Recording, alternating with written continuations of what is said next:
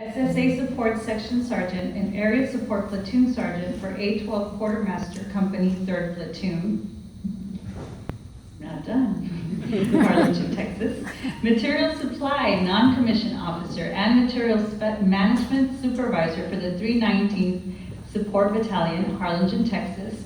G3 Operations Non-Commissioned Officer, SIGAT Manager for the 364th ESC Camp Arifjan, Kuwait. G3 Operations Non-Commissioned Officer for the 364th ESC Marysville, Washington. Petroleum Supply Sergeant and First Sergeant for the 319th Support Battalion, Harlingen, Texas. Wilson served in Operation Enduring Freedom, Noble Eagle, Operation Iraqi Freedom, and Operation New Dawn in Iraq and Kuwait. She served as the convoy commander of the A12 Quartermaster Company Rebuild in Operation Iraqi Freedom and SIGAT manager for the 364th ESC during the Iraqi drawdown in Operation New Dawn. I'm already tired. Just kidding. Wilson attended numerous military schools and training programs to include U.S. Army Unit Movement Officer Deployment Planning Course, U.S. Army Quartermaster School for Automated Logistics Specialist, Secondary MOS, U.S. Army RC Unit Mobilization Planner Course, U.S. Army Sexual Harassment, Assault Response and Prevention Course, Lean Six Sigma Green Belt Course, Basic Combative Course Level 1, Tactical Combative Course Level 2, and USAR Company Commander First Sergeant Course. Wow. Wilson holds an Associate of Science degree, an Associate of Arts degree from South Texas College, and a Bachelor of Science degree in Criminal Justice from the University of Texas, Pan American. In addition, she's certified through John Maxwell as a professional coach, trainer, and speaker. Her list of medals and ribbons are Meritorious Service Medal, Army Commendation Medal with one bronze oak leaf cluster, Army Achievement Medal, Army Good Conduct Medal, Iraqi Campaign Medal, and many more. Her badge of combat action, she has a badge of combat action badge. First Sergeant Wilson also is a recipient of the Leadership McAllen Award. First Sergeant Wilson has been married for 23 years to her husband, Michael Wilson, and is the mother of a 21-year-old daughter and a 17-year-old son. She is the co-founder of Crossroads Academy Incorporated, a 501c3 nonprofit organization that provides leadership workshops for economically disadvantaged youth. In addition, Wilson is a business owner of the CM Institute of Leadership. In this capacity, she serves the workforce with coaching, training, speaking on leadership, as an international trainer and coach. Wilson was among the exclusive group of coaches selected to train in the country of Paraguay. Wilson serves in many organizations in her community. Her passion is to add value to others and to help individuals reach their goals. She enjoys giving back to the community and making a difference in people's lives. Please give a warm welcome to First Sergeant Wilson.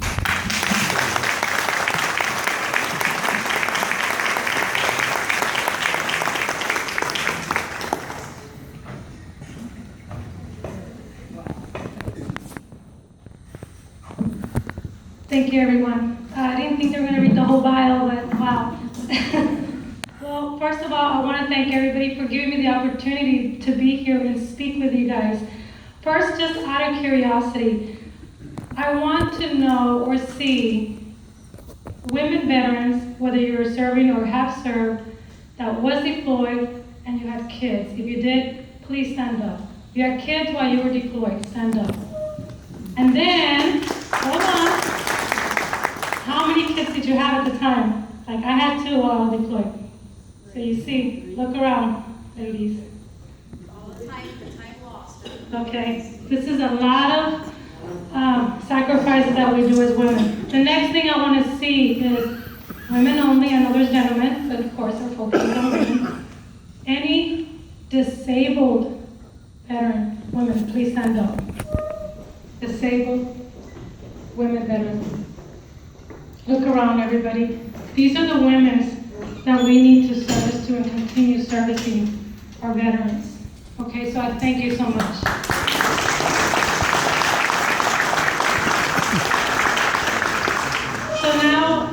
also to, talk a little bit about my story, my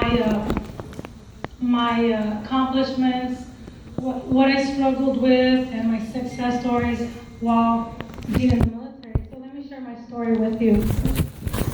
Although growing up was a little challenging, having a supportive family was what really helped me succeed in life. My family could not afford to send me to college, but that didn't stop me from getting my education. As a federal investigator, I have now over 20 years of law enforcement experience, to include over 17 years in the U.S. Army Reserve, with 3 deployments and several awards, as you all heard. It was through my personal skill, knowledge, and training that I have gained throughout the years that made me want to continue to persevere. My time serving my country, though, gave me pride, courage, and won me the admiration to come home with a meritorious service medal. It was then that I realized that I had met my potential abilities and had to move on to something more challenging and rewarding. So it all really started back in high school. When I was part of the JRTC program, I realized that my potential to succeed was there. I was a drill team commander for the females, and they too wanted to have the opportunities to be able to compete in the rifle competitions, just like the male drill team. When I approached a JRTC instructor, he advised me that the school only had enough funds to purchase the rifles for one team. So of course, that was going to be for the males. I decided then that we can raise our own money and purchase our own rifles. Well, the females were so excited that we raised enough money, and mind you, we're in high school, to buy not only 10 rifles, but 20. So we used 10 of the rifles as our practice rifles, and then the other 10 for when we went to competition.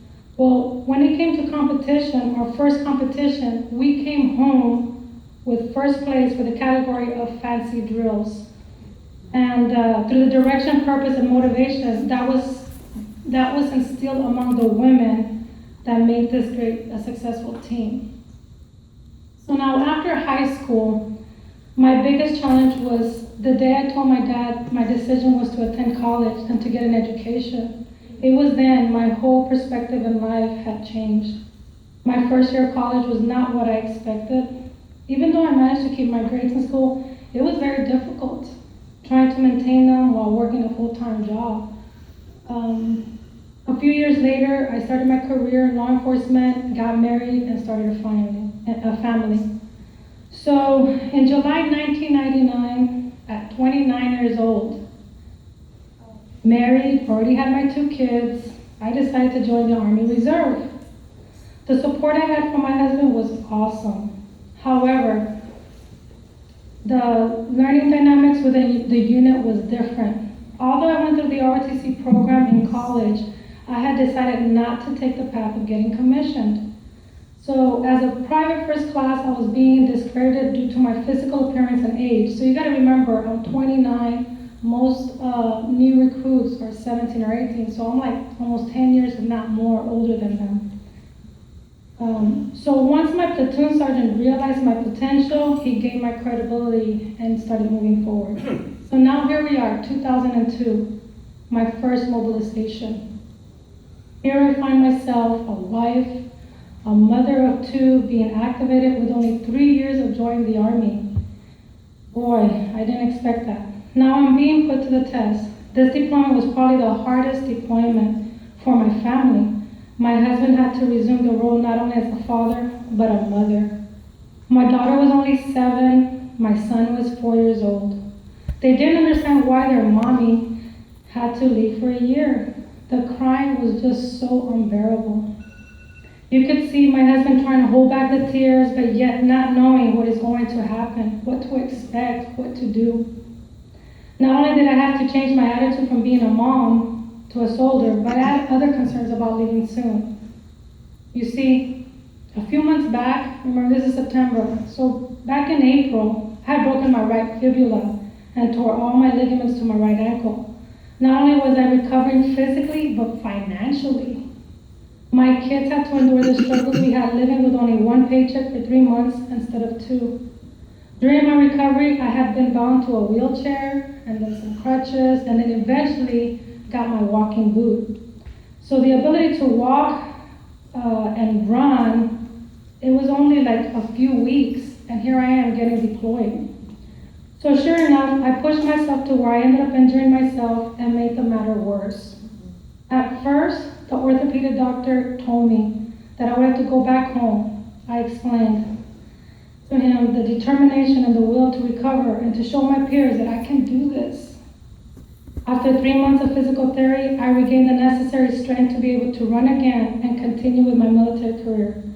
Not only was I able to continue with the mission with SOSCOM, which was Special Operations Support Command at Fort Bragg, but was one of the few females selected to participate in Robin Sage, which is a training exercise that Special Forces conducts their final test. I was one of the military members that act as a realistic opposing forces and guerrilla freedom fighters during that exercise. So, returning home, I was now a sergeant. Continued my work with the McAllen Police Department. As time progressed, I became employed with the Department of Public Safety and had the privilege of starting a new substation for DPS. Once again, now it's August 2005. I had to do my duty to serve my country, and this time I was being deployed to Iraq. Still, with a desire of education on my mind, I had to face reality and all along thinking, am I coming home? It only had been 2 years since my last deployment. Although my family felt prepared, nothing prepared my kids when I came home from our R&R. I figured it was something good, but instead it just brought back the memories that the kids had to endure again once I returned to Iraq. I'm so thankful for my cousins who helped me that day at the airport. I could hear their airline attendants announcing over the PA, "Those in uniform and military personnel can now board the plane." I hesitated to board and waited for all the groups to board. Finally, the attendant tells me, "Ma'am, you need to board the plane." All you can hear was my kids crying and yelling, "Mommy, please, don't leave." It took my cousin's help to get my kids from crunching themselves to me. Heading back was so difficult, having to switch from being a mom to a soldier again. During our convoy training in Kuwait, I remember being rusty on some of my basic convoy procedures. I remember thinking that there is no time for error once we hit boots on ground in Iraq. Out of the 4 convoy commanders selected, I was the only female convoy commander selected to have a team. Not to mention, I am now a staff sergeant and my counterparts were all sergeant first class. I will never forget one of my missions, heading over to Anaconda. As we were traveling, we got hit with a barrage of fire. Although being hit, no one was hurt and vehicles were recovered. I had the conversation with someone back home and they could not believe that I was actually doing combat logistical patrol, being that I was a female. I explained that by now additional teams have been created and now additional female was added to the team of convoy commanders. And it was not until I recorded one incident that this person finally recognized the fact that females are truly in combat too. It doesn't stop there. Halfway through this deployment, I was reassigned to be the Human Resource NCOIC, which was new to me due to the fact that my MOS was a petroleum supply NCO. At the end of my deployment, my company commander recognized me for all that I had contributed to the unit as a convoy commander, Human Resources NCOIC, unit movement officer, and even the go-to NCO by recommending me for a Bronze Star Medal. Well, although it was the brigade commander had already signed the award and approved the award, I later found out that there was a male S1 officer in the brigade who convinced the colonel to downgrade the award and was awarded an ARCOM and a Combat Action Badge instead. Yet my male counterparts received their Bronze Star Medal. It is what it is, right? So that's okay. This time returning home was not easy to transition from military to civilian life. My kids are now at 11 and 8. After being home for about 6 months, my husband and children noticed my behavior changing. My tolerance to everything was low and seemed to be angry and frustrated most of the time.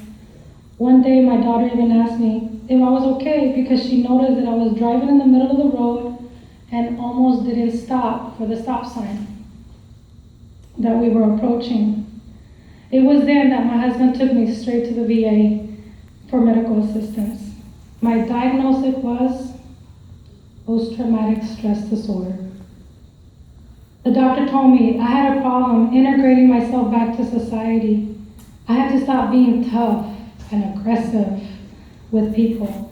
I didn't even notice that I was operating like a man just to prove myself or get the respect I deserve. I could not believe or accept the fact that I had PTSD. I was scared for my family and decided to quit my job and care for myself. Luckily, after 6 months of therapy, I was able to function again and bounce back to my good old self. Fully determined to finish what I had started, I went full force with my education and now a senior at the University of Texas Pan American, majoring in criminal justice. So now this time, 3 years have passed since my last deployment. When I get activated again, deployment. Lucky for me, our battalion commander really needed someone to assist in the logistics of moving the battalion from San Antonio to Harlingen. My sergeant major at the time really recommended me to be the one to help with this task.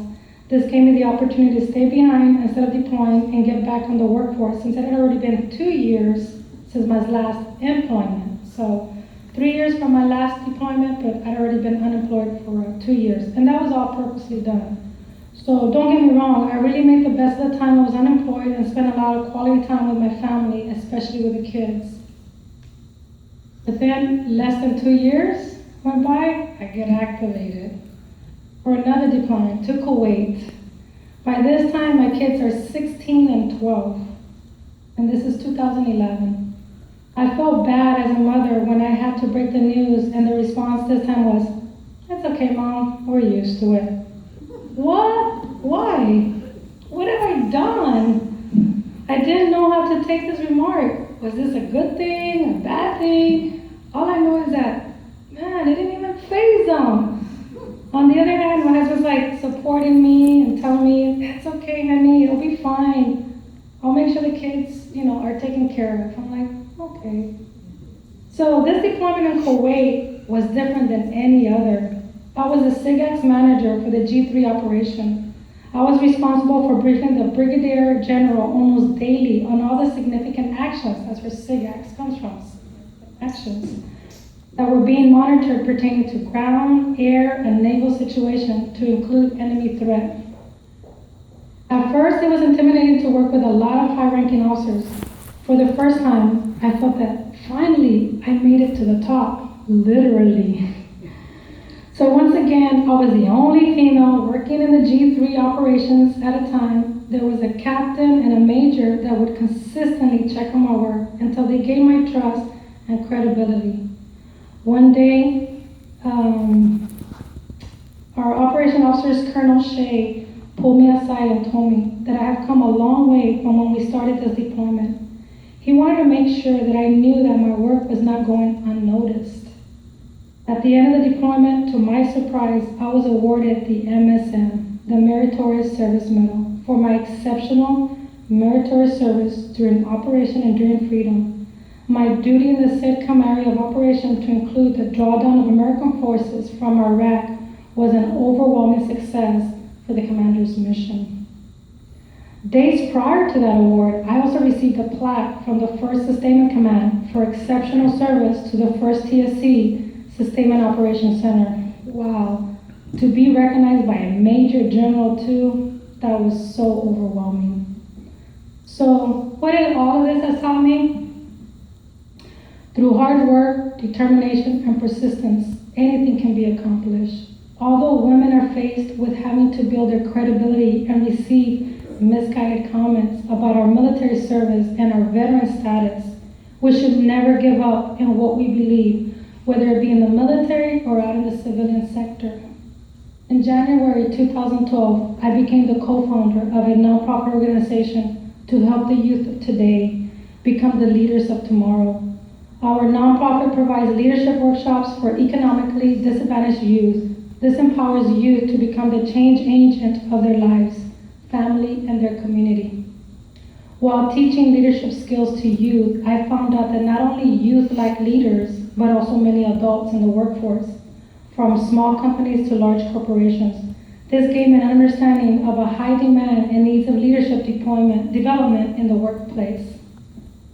I was invited to attend a John Maxwell L2L simulcast in a neighboring city.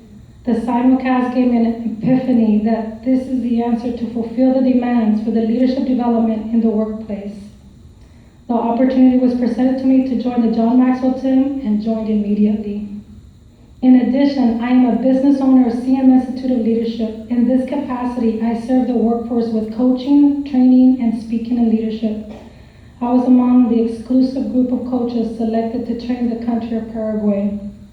Over 250 coaches trained 20,000 Paraguayan leaders to transform the country in a national not-for-profit leadership education project known as Transformación Paraguay. John Maxwell will call this Operation Leadership Liftoff for Paraguay. Talk about a big operation, huh? Well, believe it or not, we women may not realize that we could be a person of influence just by the fact that we serve in the military and conquer many obstacles daily. Not many people can say that. You don't have to be a high-profile occupation to be a person of influence. You may ask how we can be influential leaders. In the military, we may say, direction, purpose, and motivation gets the work done. But in order to influence others, we need to model, motivate, mentor, and possibly multiply our influences on others. Think about how you are influenced by what you see. This is your modeling. How do you encourage people and communicate with them? This is your motivating. How do you create a long-lasting impact? This is your mentoring. Lastly, do those people that learn from you pass on what you've taught them to others to learn? If so, then you're multiplying. So, who do you influence? Your kids, your coworkers, your family? Well, although I influence my family, my recent reflection of my influence is my daughter. She is only 2 semesters away from graduating from college, and 2 weeks ago, graduated from AIT. Woohoo, as a combat medic. She will continue to pursue her dream of becoming a neurologist. Wow. I encourage all women and men to use the skill sets that you've learned in the military to serve in the community and help other veterans that might need our help during a transition to civilian life. We can add value, positive growth, and support within our own community. Once again, thank you for allowing me to share my story with you guys. Does anybody have any questions?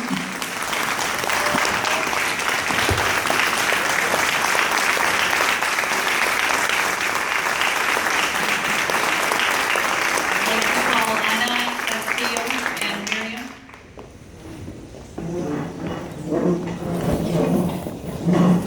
Thank you, Sergeant Wilson, for those remarks. Truly an inspirational lady, and thank you for your service.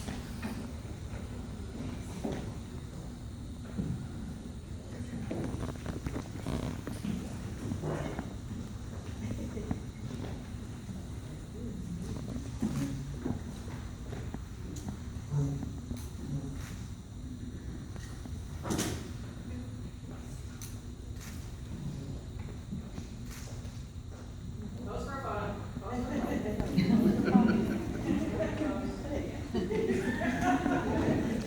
Sorry. Everybody say America.